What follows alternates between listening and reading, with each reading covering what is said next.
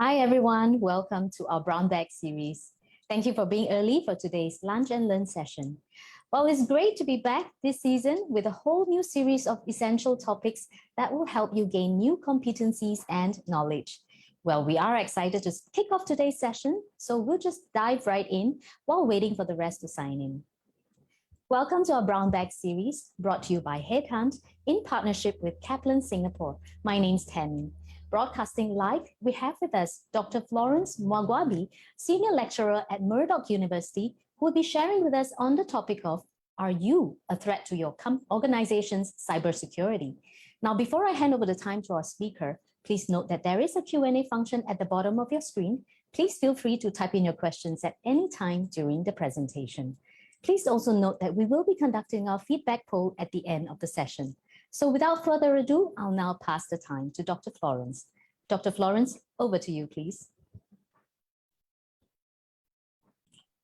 Thank you, Tammy, and thank you for the invitation today.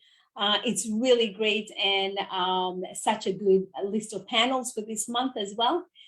So thank you very much. So I'm just going to share my screen really quickly so we can get started. Let's see. All right, I believe you can see my screen. Yep. Correct. Okay, cool.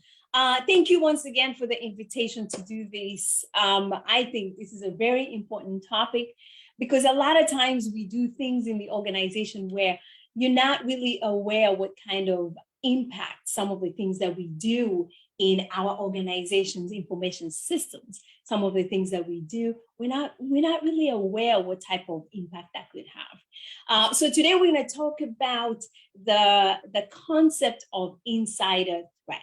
Insider being us. We work for an organization. The organization will trust us with information, will trust us with permissions to do a lot of things within the organization.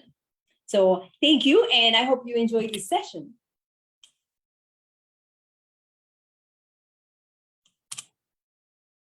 So we're going to organize this session into 3 key topics. So the one that we're going to focus on a lot will be the insider threat. And I'm sure most of you have seen a lot of different statistics coming out now. Majority of the cybersecurity incidents that happen today are actually stemming from human beings. You and I, just sometimes it can be by accident, human error, and things like that. So a majority of security breaches today stem from the human element. We're also going to look at what are some of those challenges of anything that I do in an organization. What are some of the challenges to my organization?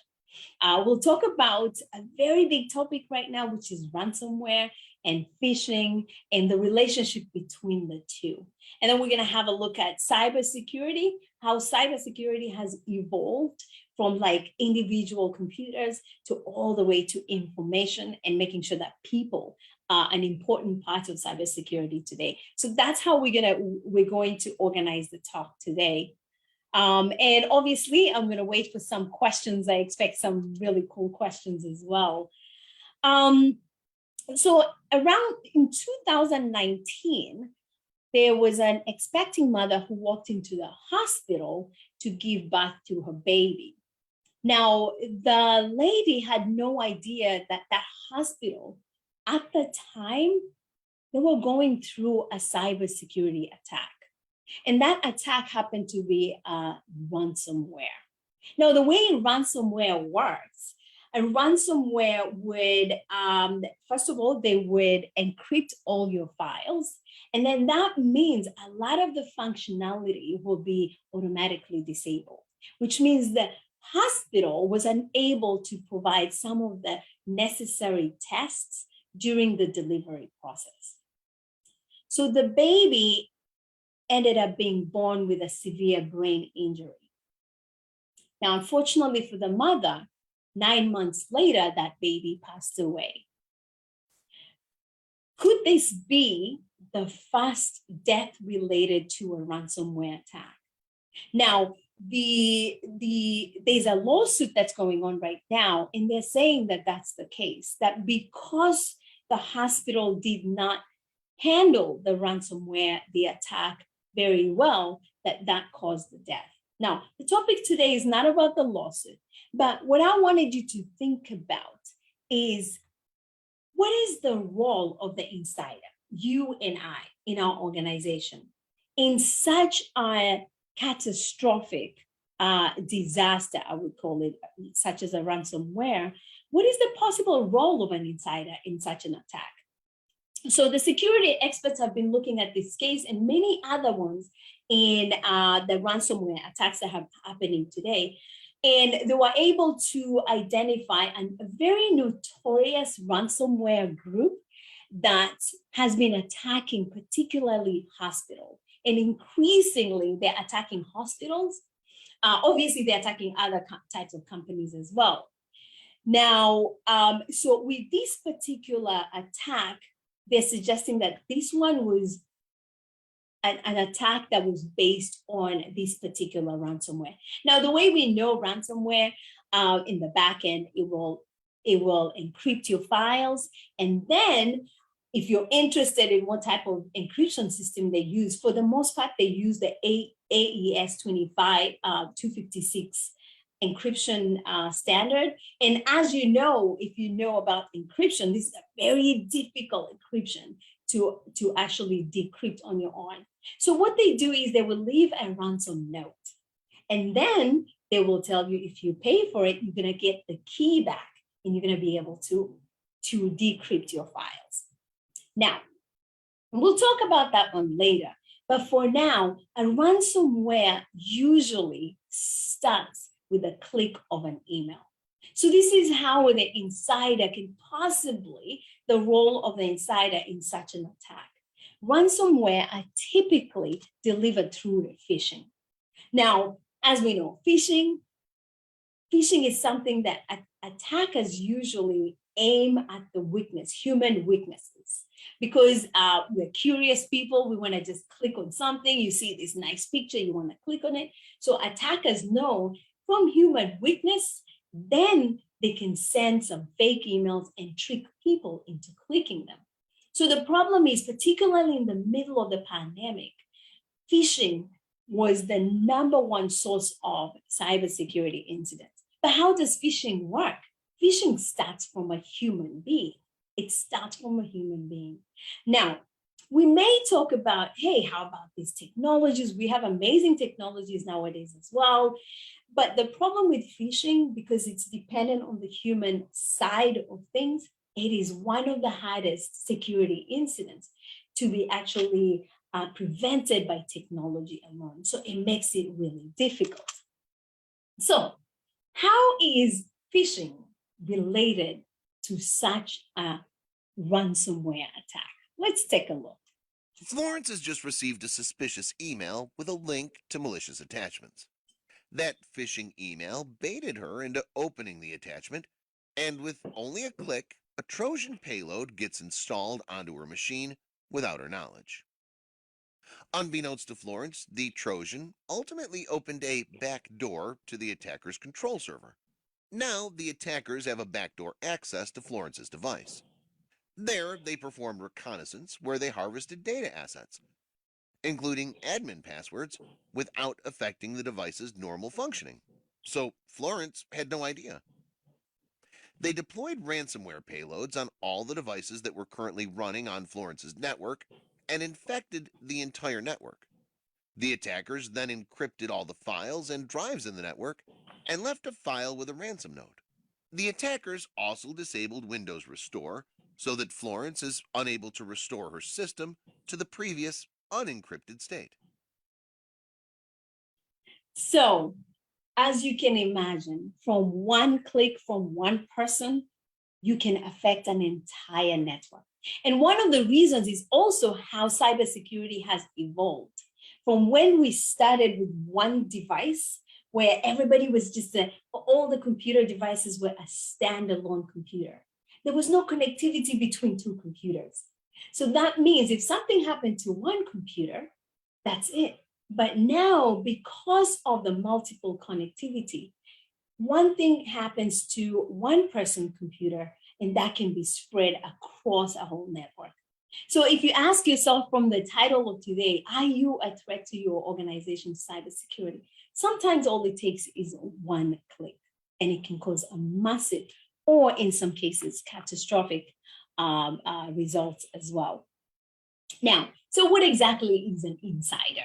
You'll hear these terms all the time. So an insider is generally somebody who's a trusted employee. It could be a temporary employee, it could be a contractor, anybody who's closest to a company's information.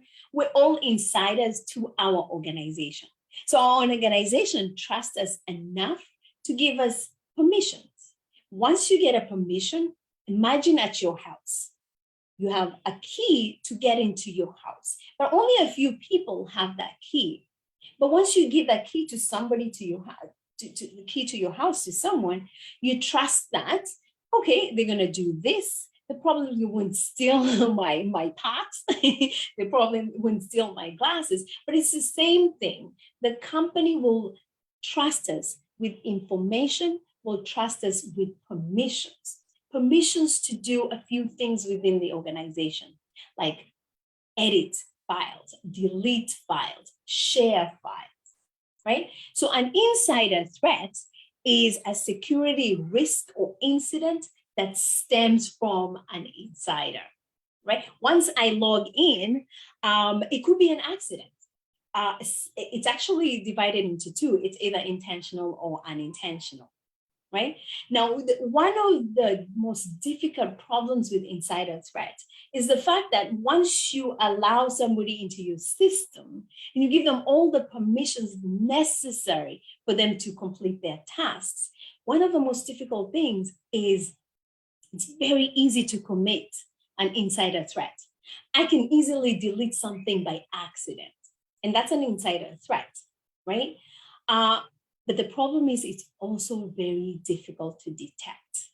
And as Verizon did a study, they found that misappropriation of privileges is one of the most difficult things when it comes to insider threats. It takes the longest to discover for an organization to discover. So that's how we describe insiders, which means every one of us here is an insider. And every one of us has that responsibility to think about. Employers have trusted us with some type of permissions. So what do we do with that kind of permissions? And we'll talk about some of the ways that we prevent human-related risks. So some quick trends here, some fun statistics. Now, depending on the literature that you read, you're going to see some different numbers, but generally a majority of security threats, particularly somewhere in the middle of the pandemic, were caused by human factors. Now, that includes intentional as well, as you would see some examples. Now, narrow down. Now, security breaches includes everything. Now, narrow that down to just data breaches. 90%, imagine this, of data breaches today are also caused by human beings. Human error. Type a little, let's say you go on Outlook, and I've done that myself before. I have two colleagues, sorry to my colleagues if they're watching, I have two colleagues named Peter. And a few years ago, and I've never done that error again, I sent an email to the wrong Peter. Lucky the email was benign, wasn't really rough. So, but that's an example of a data breach. If I was sending a file to the wrong person, that's out of human error. Now, narrow down now. Out of that data percentage of data breaches that happen today, 40%, which I think is a big percentage, are actually from human weaknesses, social engineering. And this is why this is such an important topic, because a lot of times we don't necessarily think about the things that we do in an organization. Espionage. So espionage is an example of espionage is, let's say if I'm stealing information and sending it or selling it to a competitor. That's an example of espionage. Majority of espionage happen with the help of us, people who are already in the organization, right? Now, espionage is an intentional security threat. It's an intentional insider threat. So obviously now phishing attacks have gone up. Depending on the country, that number is actually above 600%, depending on the country that you're looking at the trends. And phishing does not spare anyone. I think many of us know friends who have been attacked before through phishing attacks, but it doesn't spare anyone, as was the case of a British CEO. There's a British CEO. He saw this email that looked exactly like it was from his business partner. Turns out that email was a phishing attack. He ended up sending $240,000, thinking he's sending it to his business partner. So even executives can be duped by phishing attacks. So it means that everyone in the organization can actually be a threat to their organization's cybersecurity. So some quick examples of intentional. Now, the motive, there's so many research that have been done about what's the motive of intentional, but that's not the topic for today. So what we're going to do is we're just going to quickly look at some of the examples. So in 2005 in London, we had, remember when I told you espionage is mostly with the help of an insider. So in 2005, you had a security supervisor within a bank. He helped some thieves come into the bank and they were pretending to be cleaning staff. But while they were in there, see something like this? I hope you can see that. A simple thing like a USB, but it's actually a keylogger. So as they were in the bank, all they needed to do was open the keylogger and plug it into the computer. So they went in and they plugged it to a bunch of computers. The way keyloggers work, it's a hardware keylogger. As soon as the bank employee types in any keys, that information is sent to the attackers. They're usually in a remote place, right? That particular case in itself, they were able to steal 220 million pounds. So that's an example of an intentional one. Espionage, again, an employee from General Electric. That employee was just stealing information and sending it to a competitor. Now, do you remember how I said one of the biggest challenges with insider threats? It takes a very long time to discover. It was so many years when the employee was stealing that information and sending it to a competitor, and General Electric had no idea. So challenge to organization, insider threat, because these people already have commissions. It looks like they're just doing their job, but you never really know what's going on. It takes a very long time. And the last one is disgruntled employees. If somebody has that, the tools, and by the way, nowadays to hack into a system, all you need to do is maybe just buy a few tools here and there. It's not as complicated as it used to be. So an employee is fired. So that's their motivation, whatever motivation that is. But this is an example of intentional. So he hacked, the employee hacked into the employer's server and then just decided to delete 1,000 plus records, which ended up delaying some deliveries. So those are examples of intentional. Now let's look at unintentional. Unintentional is where you just unintentionally, like me, I sent my email to the wrong Peter. The email was benign, thankfully, but it happens to most of us. And I have an excellent, one of my favorite examples as well. Now, an example of an unintentional, so you have this employee from Boeing, and he wanted help from his wife. He wanted his wife to help him format his Excel files.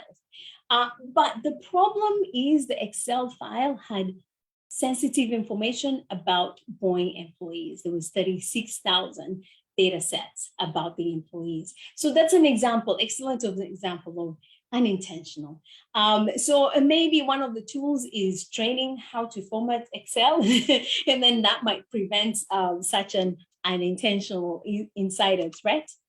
Another example, my all-time favorite, Australia, 2015. there was a G20 summit. So as you know, G20 summit, you have all the 20 leaders of the world, great leaders of the world. So a government employee accidentally sent a file to the wrong group of people. That file contained all the G20 summit leaders' passport sensitive information. But lucky, the person who received it also came back and said, hey, I don't think you meant to send this file to us, but that's an excellent example of human error. But now that's also correlated in how we design systems as well. Outlook autofill, I no longer use that. After I made my own mistake, I no longer use that.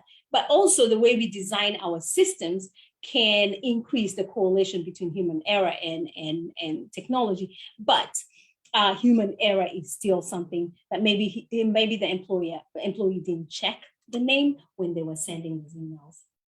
And the last example for intentional, I think everybody heard of this huge cyber attack that happened last year, Colonial Pipeline. So now we're seeing more utilities being attacked. But what's really interesting, and how is it related to human beings? Turns out, after analysis of the attack, they discovered that it was possibly because of a recycled password. There was a bunch of passwords that were discovered on the dark web. And it looks like one of those passwords was used to get into the system. Now, the way, if you remember the Florence video before, all they need to do is a phishing attack. The phishing, once I click on a phishing email, it installs a malware on my device. Now, I don't know what the malware is doing. My computer works just fine, but the malware now is talking to an attacker, right? So whatever the attackers are looking for, the first step is to get me to click on a link to install the malware, and then the rest is history. So a recycled password ended up being the reason why the Colonial Pipeline breach actually happened. So what's the big deal with passwords? I've done a lot of research on passwords, including here in Singapore with teenagers. Let's have a look at what's the big deal with passwords. You know, we've been hearing a lot about cybersecurity lately, largely because of what happened to Sony. Companies and individuals are more concerned about the safety and privacy of their information than ever. President Obama has unveiled a number of new proposals this week to crack down on hackers, and he plans to address this in the State of the Union speech on Tuesday. And it's great that the government is working on this, but the truth of the matter is we need to do a better job of protecting ourselves. You know, the most popular password in the United States is password 123. And as long as that's the case, we're vulnerable. So today we sent a camera out on a Hollywood Boulevard to help people by asking them to tell us their password. And this is how that went. We're talking about cybersecurity today and how safe people's passwords are. What is one of your online passwords currently? It is my dog's name and the year I graduated from high school. Oh, what kind of dog do you have? I have a Chihuahua Papillon. And what's its name? Jameson. Jameson. And where'd you go to school? I went to school back in Greensburg, Pennsylvania. What school? Hempfield Area Senior High School. Oh, when did you graduate? In 2009. Oh, great. It's like my cat's name and then just like a random number. Okay. Have you had this cat for a while? Yeah, she's my childhood pet. Aw. And what's her name? Her name is Jolie. Jolie. So like a password of yours would be Jolie and then a number. Yeah. Like number 1? Like my birthday. Oh, when is your birthday? June 12th. Oh, nice. And what year were you born? 95. Oh, great. So Jolie, 6, 12, 95. Yes. Got it. So you mean to give my password right now? No, I cannot do that. But we all want to know what it is so we can tell you if it's strong or not. Oh my goodness. Let me think. Okay, one is Tel Aviv. Yeah. 468, and then Israel. It's only 3, but it's, you know, it's for me it's strong enough. Ireland 1 2 3 4. Gemma 1 2 3. Spelled Gemma. Well, most of them are Italian. Oh, beautiful. Yeah. Like So what? like What's a good Italian password? my grandma's name. What's your grandma's name? Maria. Maria. So Maria is your password? Oh yeah, now you know my password. Oh yeah. Yeah. Well, the important thing is All right, so what's the big deal with passwords? It's like a key, like a key. So can you imagine giving your entire neighbors your key? So that's the same as sharing a password. But in the context of insider threat and the impact that that could have to an organization's cybersecurity. Sorry.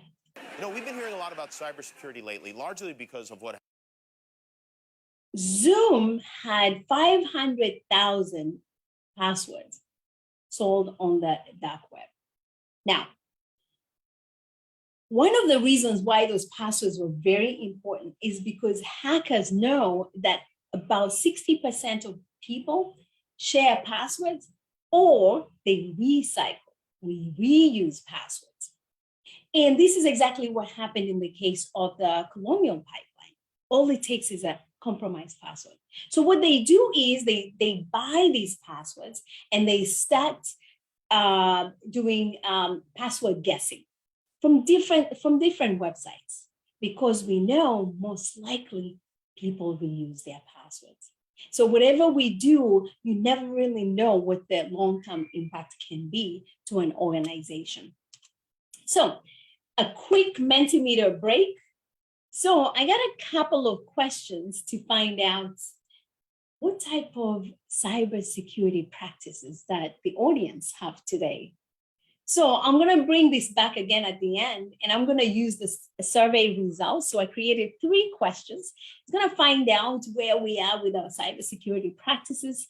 And then I'm going to use that as our key takeaway for today, right? Because all of us work for some company, and we have some type of cybersecurity responsibility. So we're just going to check that.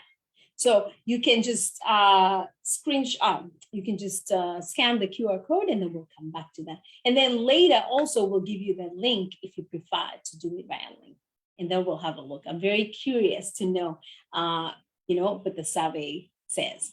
One of the questions is about whether you share your password or not. And then we're going to be interesting to see what happens. All right, so many organizations, including research, and I've been doing research in this area as well, has been asking questions if it's so difficult to prevent human-related cybersecurity threats. What can be done? How can we inspire our employees to practice security? So a lot of theories have come up, factors such as management, or just a general cybersecurity culture in an organization. So for example, if your manager is kind of taking care of security, they're very knowledgeable about security, they encourage people to follow security practices, chances are that company might have a good security culture. So that's one of the factors. Another one is policies. Policies are extremely important. But here's the problem with policies. So imagine this.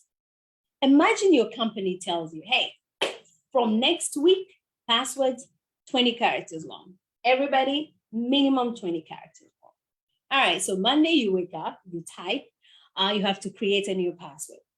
Ooh, but you discover you can get away with a 10-character long password on the system.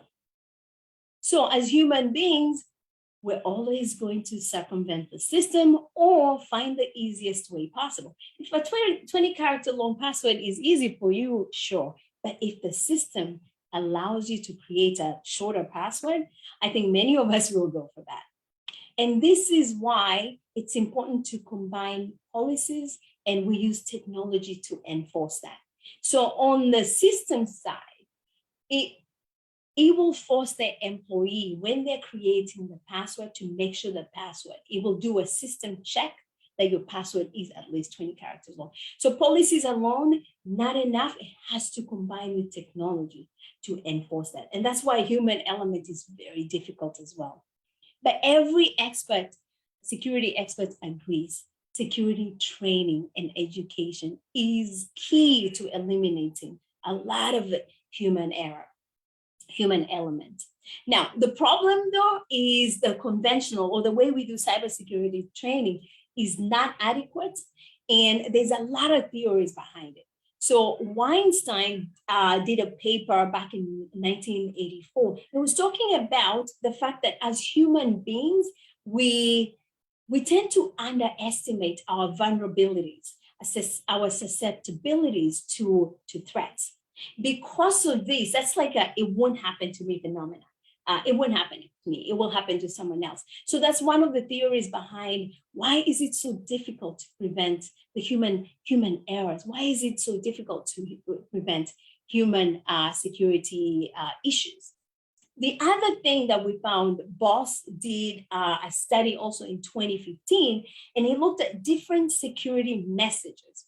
The way the messages are created also has an impact on whether it can have an influence to our employees or to us as well. So we found that some security training has no impact at all.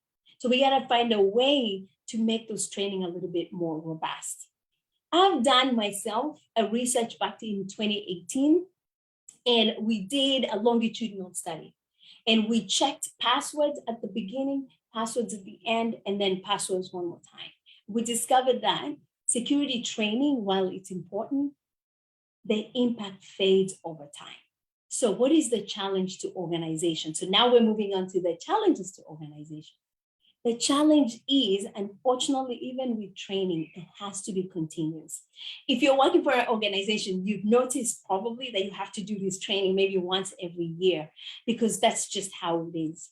Because first of all, we forget, and then also new trends come in, and then we have to be reminded again of how severe some of these security threats are. So there's so many things around that as well, and the challenges still stand. Now, let's go to organizations. Now, Singapore has one of the best IT infrastructure in this region and in the world as well. But even Singapore is experiencing increasingly ransomware attacks, malware attacks, and all of that.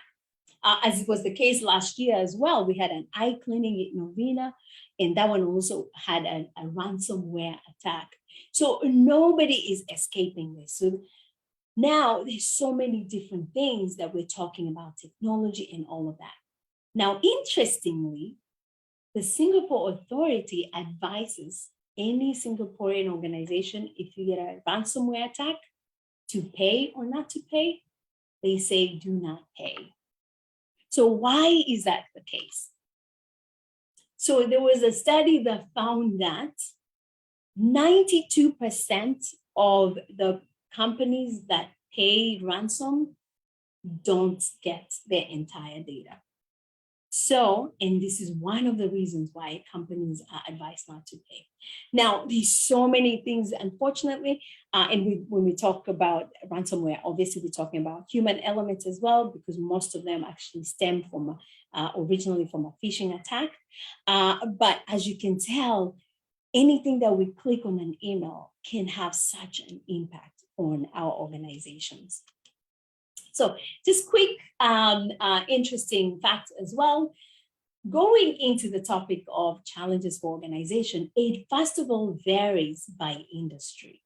So for example, if you're a cybersecurity professional and you are thinking of changing industries, every industry is different also, and the challenges are different. Healthcare and finance are the number one when it comes to popular targets. So for 11 years in a row, healthcare has been number one. And healthcare also has the largest cost per security breach. And then this is followed by finance. Finance is at 5.7 million per data breach, which is very expensive. And imagine how many data breaches you will get.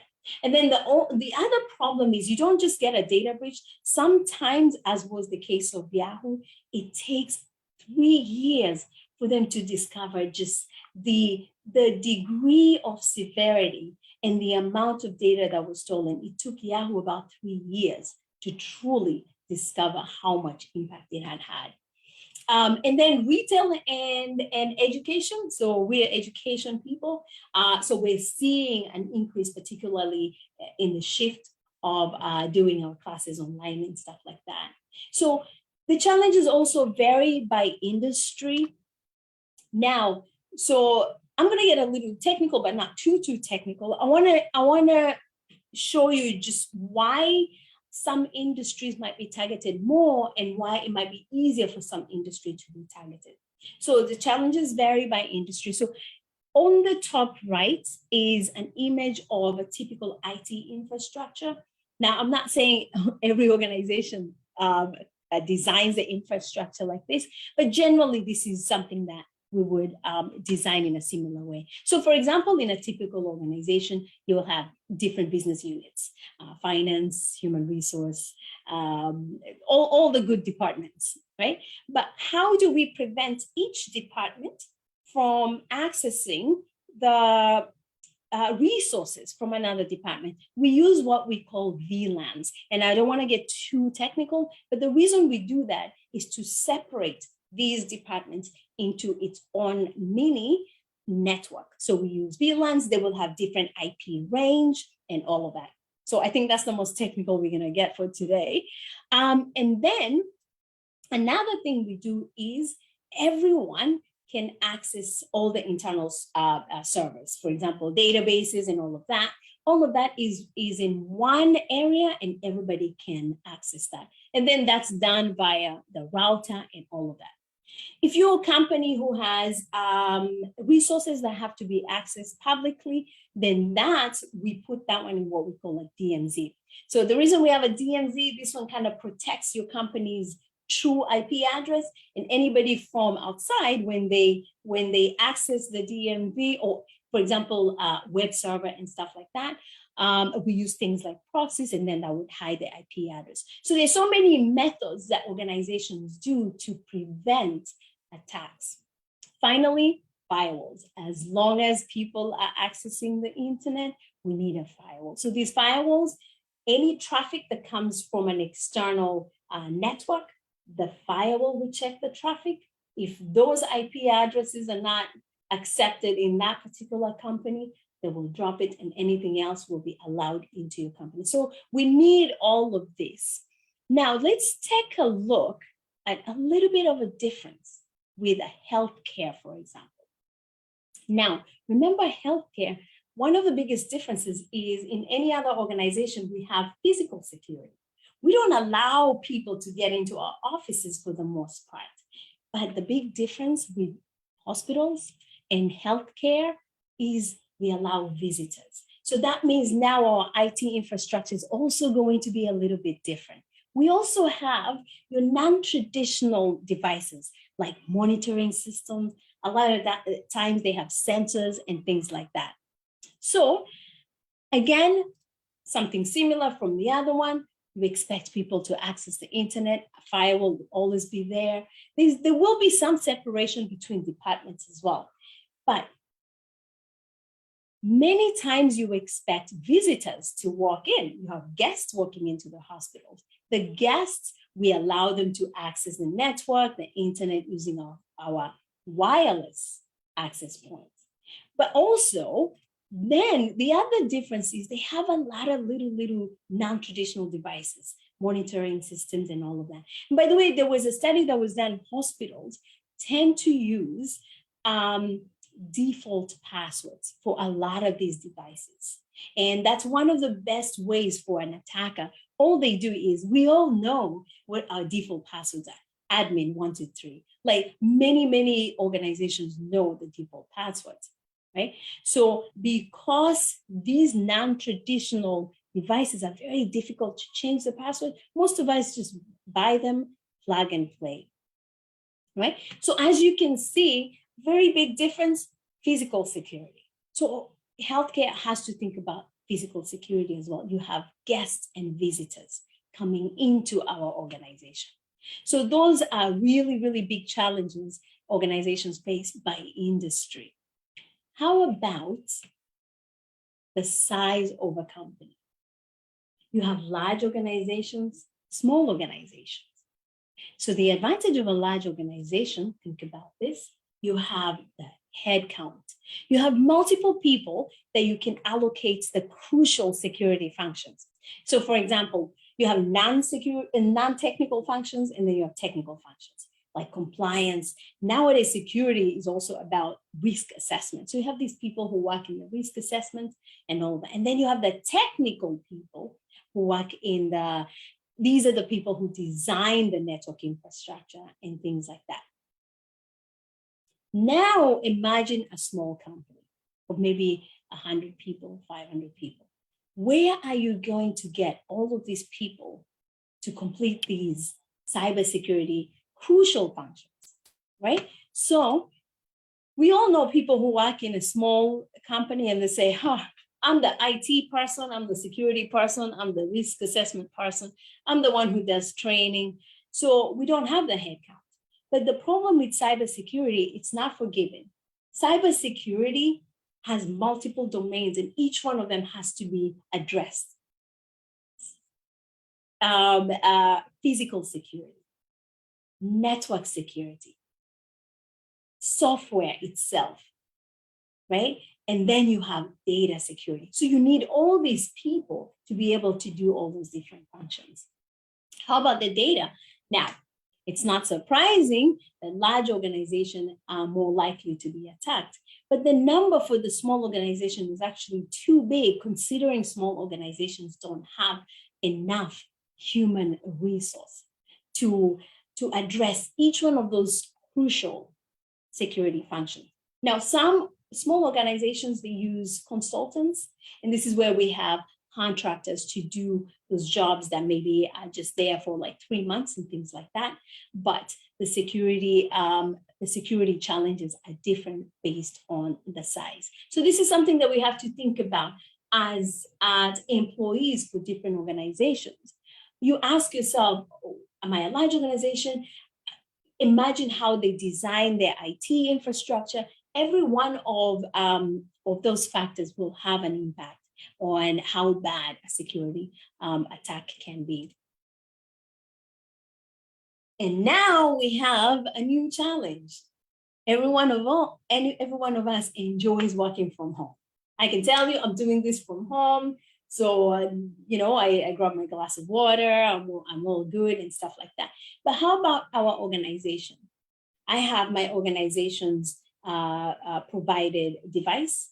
I have that responsibility to make sure that I'm following some type of security policies. So what are the challenges? So they did a study and they found that the workforce that we're working from home, there's so many challenges. For example, we're more vulnerable to phishing, which is pretty obvious. But the other thing that we're susceptible to is unsecure Wi-Fi. How many of us have gone to like the coffee shop downstairs, next door, and you're using the free Wi-Fi to do your work? So that's susceptibility to free Wi-Fi. And the other one is we're less likely to follow security policies. Now, those policies don't stop, right? I still have the device from my company. But one of the easy policies to not follow, how many of us, when you're home, honestly, and I should have included that as one of the questions for the audience today, how many of us, when you're home, lock your computer? And I can tell you when I'm going to the kitchen, I don't lock my computer. But when we're in the office, these are policies that we have to actually follow. So the remote workforce, we're less likely to follow security policies. So physical security is very, very, is not good when it comes to remote workforce. So here's the challenge for organization. Unfortunately, only 24% of organizations are planning to fully move back to our traditional office environment. So that means we still have these challenges that we have to start implementing in our organization. So as insiders to our organization, it's important to think about what is the impact of everything that we do at home or outside of home that can lead to something catastrophic when it comes to cybersecurity attacks. So now we're getting close to the end of the presentation, but before we do that, we're moving into the cybersecurity, how cybersecurity has evolved, right? Now, in the past, computers were like these ginormous devices that would fill this whole room, for example. So the very fast computers. So what I do is I have this timeline that I created, but I'm not going to go through all of it. So I'm just going to go to specific areas of the timeline, and then we're going to talk about how security has evolved, and then we're going to finish the talk. So I start with the computers, how it was just this one big device, and security was physical. Physical security was the most important thing. So the first computers were built to aid in code breaking for German codes, and this was during the Second World War. Now, authentication was key card. You walk into a building, you walk into an office, and that's it.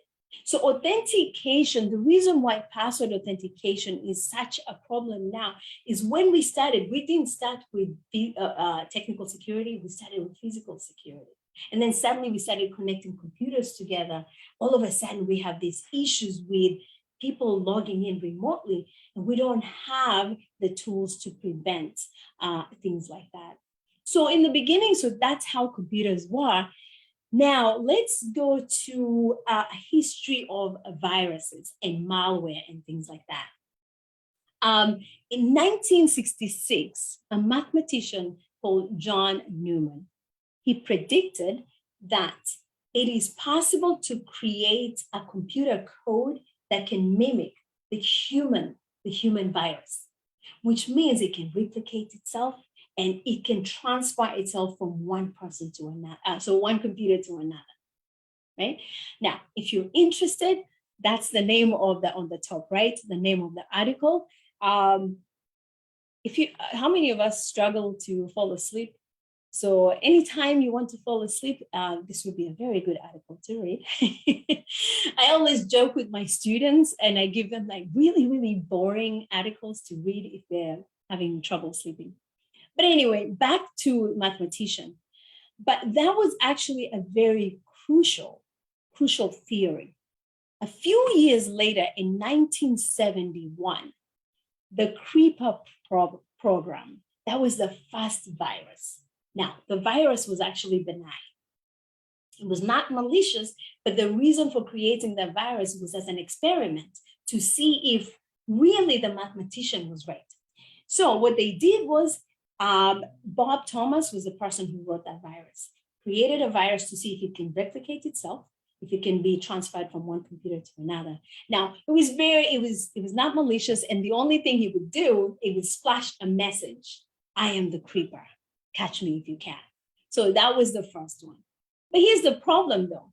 Somebody else decided to create now a malicious code. Now, based on all these findings, so we're creating new ideas, innovation in virus creation. So what they did was they created the first virus. It's called the rabbit virus or wabbit virus, depending on the literature that you're reading. And the problem though, at the time, because we didn't have good connections, we're dependent on physical devices to move things from to move items from one computer to another.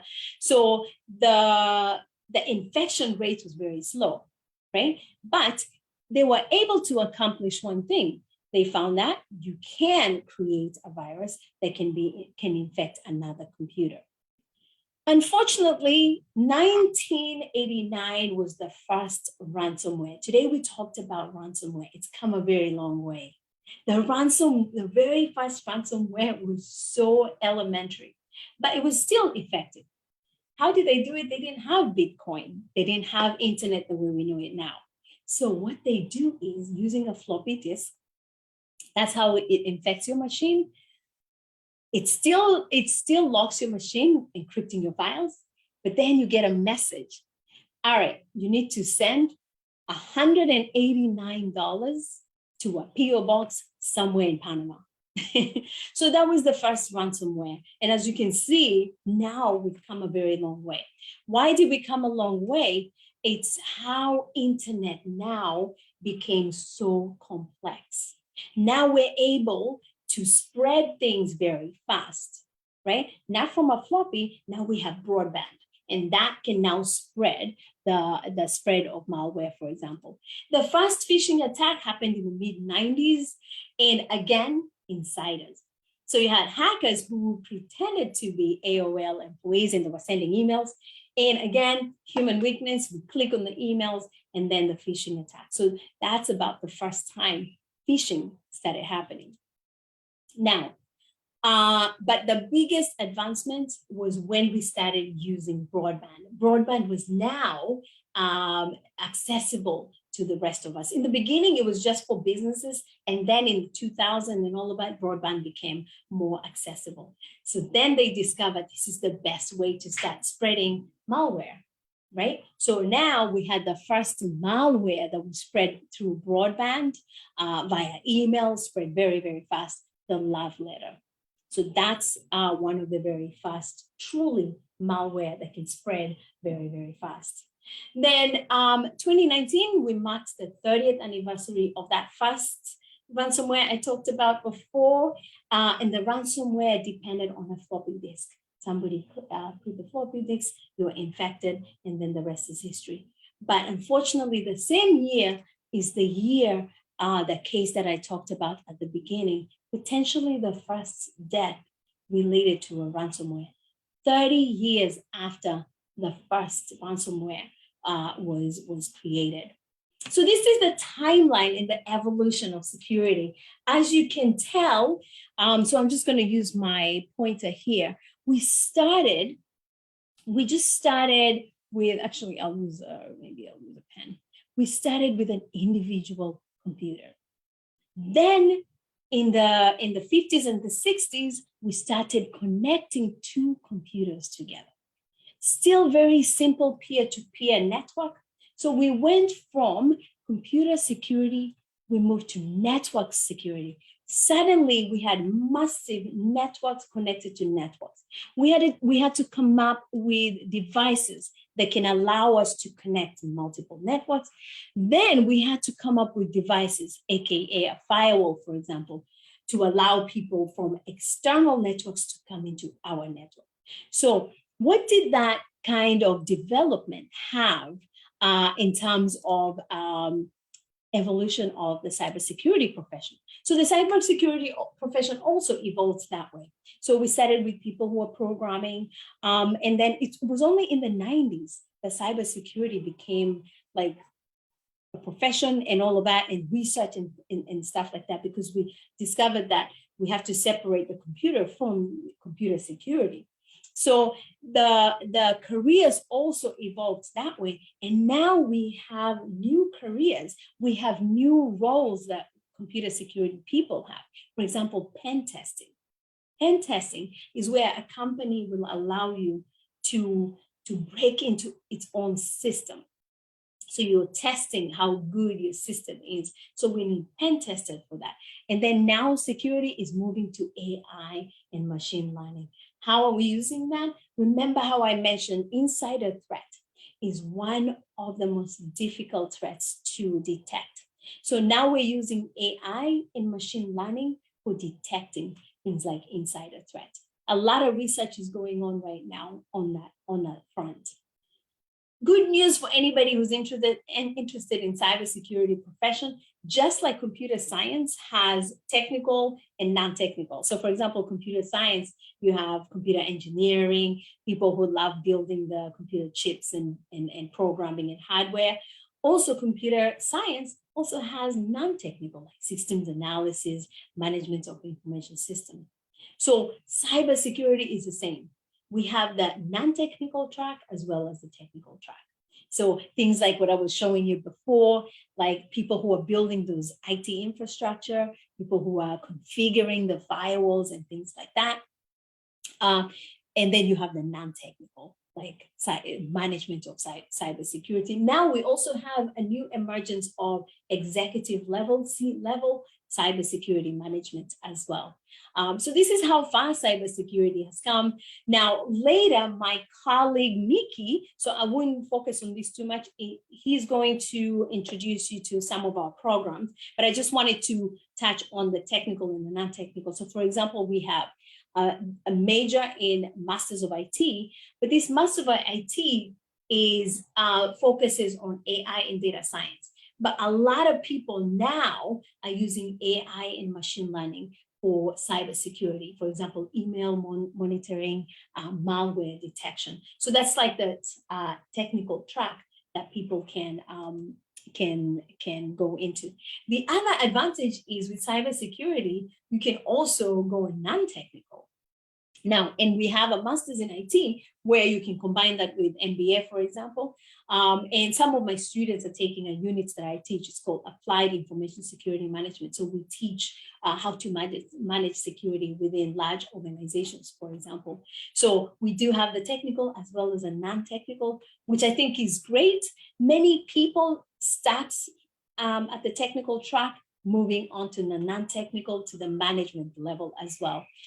So that's pretty good. And lastly, before I introduce Nikki, and then before I get questions, and then before we go back to our final audience survey, so some encouraging and maybe discouraging for companies that are looking for the workforce. In Asia Pacific, it has the largest skills gap when it comes to cybersecurity. About 1.2 million skills, cybersecurity skills are needed in Asia Pacific.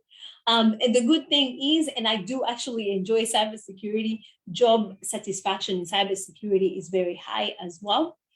And a majority of cybersecurity professionals have a bachelor's degree or higher.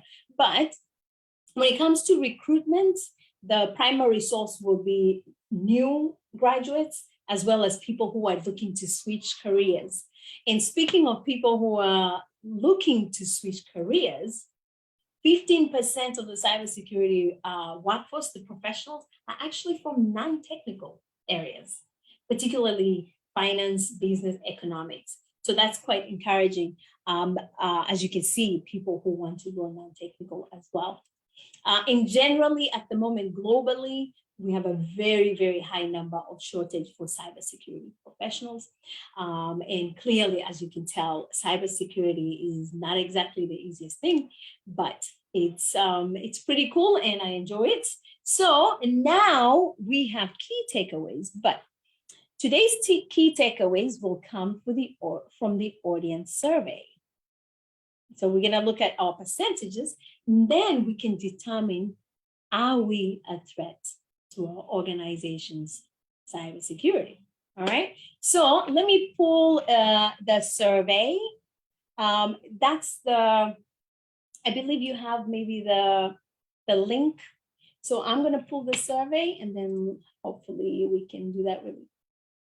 Where's my survey? All right. Okay. So question 1 should be ready. And question 1, once we finish question 1, I'm going to bring this here so we can see the question. The question is, have you ever shared your password or PIN code with anyone? I see people participating, so thank you so much for that. So I'm going to wait a little bit, see if the number matches the people who are here today. If I can get a few more numbers going up, and then I'll move to the next question. And then we will use that. We will use that as our final key takeaway for today. Okay, we have 2 more. All right, in the interest of time, I think we have a good number of people participating. Now I'm going to go to the next question. Okay, so the next question. Let me know if you can't see the next question. All right, so this one. Okay, I'm going to close the voting. Then we're going to go to the next one.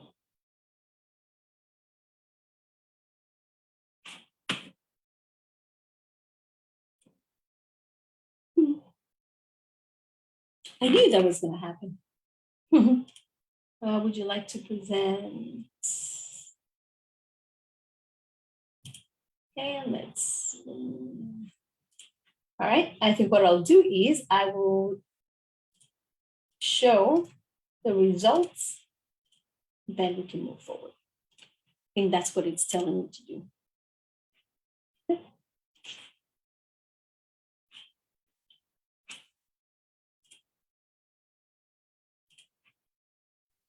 Dr. Florence, I think you need to press H.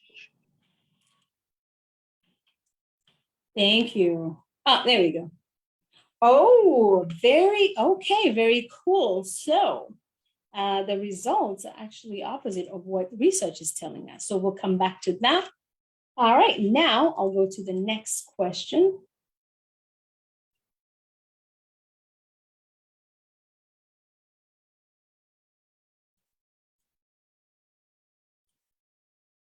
I promise there was another question.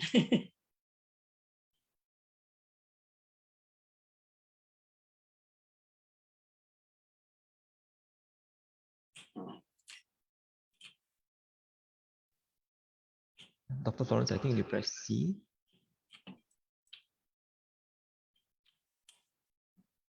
I just need to move to the next question. It's not allowing me to move to the next question. Okay, let's try that one. Okay. The arrow to the right side, does it work?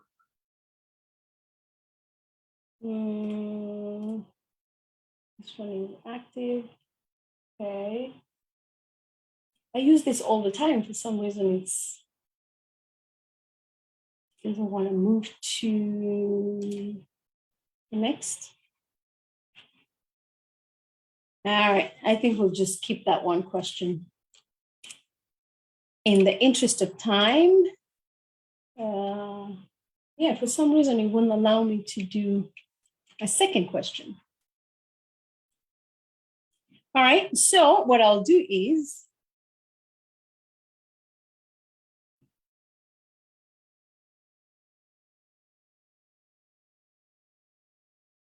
what we'll do is we will finish with this one. And the key takeaway here is only 32%. I think this is a good place to 32%. Now, what I'll do is we're going to stop here. Since Nikki is going to talk to us, we're going to stop here. I'm going to fix my Mentimeter link. If it starts working again, we're going to finish with this. So what I wanted to do is I wanted to see where we are as the audience. And the next question was how many of us use the same password across different websites or tools.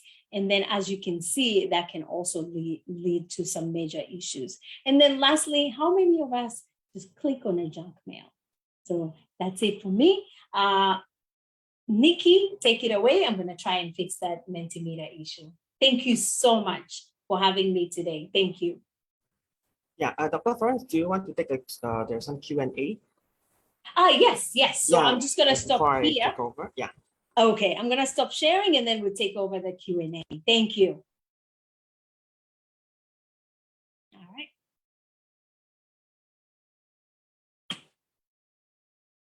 Okay, so we have some questions and answers. Okay, so I have a question here that says,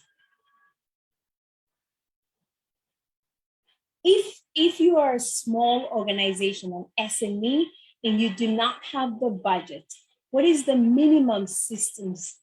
What is the minimum systems should I get to protect my company? So the issue with cybersecurity, as I mentioned before, is we have several domains that we have to take care of. Every organization has to take care of physical security. Every one of us has networks, so we have to take care of network security. Every one of us has data. We have to take care of data security. We also have to take care of compliance. So for example, I'm assuming your organization is located in Singapore. So you need people who are familiar with, let's say, the law, compliance issues, PDPA, for example. So to be honest, the minimum required is all of those components. Now, there's another solution. So for example, having disaster recovery tool is very expensive. So nowadays what companies do is we can actually use cloud computing so that you don't have to have a physical server to take care of your disaster recovery, for example. Another way is consultants. Then you have some cybersecurity, for example, during the design, you only need people maybe for 3 months to 5 months to do the design. So you can use consultants for that. But unfortunately with cybersecurity, all those different domains must be taken care of, right? Now, the budget, when it comes to, there are cheaper solutions, for example, with cloud computing, because you don't need to have a physical server room, for example, to take care of things like contingency planning and things like that. And another question, I think my last question, is the current Windows antivirus system enough? Do I need to buy? So one of the reasons why we have to update our antivirus is because every single day we have new security vulnerabilities that come up. Vulnerabilities on our system and vulnerabilities elsewhere, like the internet. So the reason we have to update, so my answer is yes, we have to keep everything current. And for example, if you accidentally click on a phishing email, if you have a good antivirus, it might be able to catch that malware before it starts infecting the rest of the system. So this is one of the reasons why it's important to update. And if you think back, even one of the largest cyber attacks that happened in the UK, the reason was they were using an old operating system. And hackers already know old operating system, they have this many vulnerabilities and they can attack. So in updating our systems is one of the best ways to also prevent such attacks, right? I think that's all the questions that I have. I think I'm going to introduce Nikki now. Thank you, Nikki. And thank you everyone for having me. Hello everyone. Thank you, Dr. Florence. Let me share the slides. Give me a minute. Okay. Can everybody see? Yes, it's good. Okay.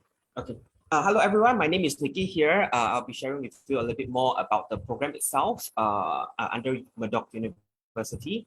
Okay, a short introduction of the program. Basically, we have 3 options for selection. Okay, one of them is the Master of Science in Information Technology Management, which it includes the information security modules. Okay, then second options, we have the AI and data science, okay, which focus more on the automation based on the data collected and use it to analyze and perform certain action. Okay, so the first 2 options, right, it consists of 12 modules. Okay, and the last but not least, the final option, which is the double masters. The double masters is available for the AI and data science. By just doing additional 2 modules, you'll be getting the 2 double masters. Okay, so for the single masters, the minimum completion time will be 20 months, and for the double masters will be 24 months. All right. Then the key feature of the program is there's a flexible schedule which allows you to take 1, 2, or 3 modules per term, which you can fit our schedule to yours. Okay, so we have our intake. There will be commencing in May, then followed by the September intake. Okay, then a little bit about Murdoch University. I believe most of the participants here heard about the university before. Murdoch is the top 100 global university under 50 years in the world. It's also well recognized locally and globally. Okay, and some of the organizations, they will see whether in terms of the recognition portion, this is also inside the Commonwealth list, the ACU list, as well as the MOM list. All right. Then it's also recognized by the Chinese government, inside the Chinese government, China MOE. And last but not least, our Dr. Tony Tan, 7th President of the Republic of Singapore, also get the honorary doctorate award from Murdoch University. Okay, so for those, if you'd like to know more information about the program, you may scan the QR code, you can drop me a WhatsApp, or you can scan to download the brochure to get more information about the course. Okay, then there's my contact number over there. Okay, thank you so much. And I shall hand over to Tammy. Thank you, Nikki. And thank you, you. Dr. Florence, for your time today and for giving us such an informative session. I hope you've enjoyed today's session and will now invite you to participate in our feedback poll. Please give us your honest feedback so that we can further improve on our brown bag series. The feedback poll should be popping up on your screen, so please take a few moments to share with us your observations.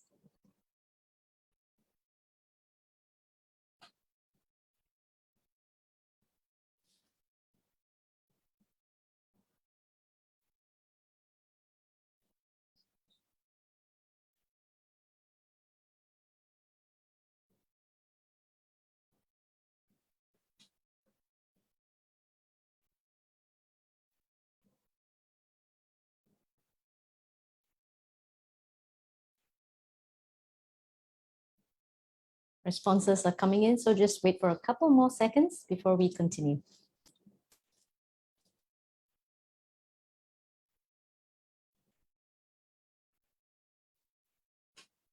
Great. Thank you very much for your feedback. This brown bag session has been proudly brought to you by HeadHunt in partnership with Kaplan Singapore. Our next session will be this Friday, 8th of April, and the topic will be Value-Based Marketing Strategies, Customer Value, presented by University College Dublin. Please sign up early on our website, masterclass.sg. With that, we will end today's session. Thank you very much, and we'll see you on Friday. Bye.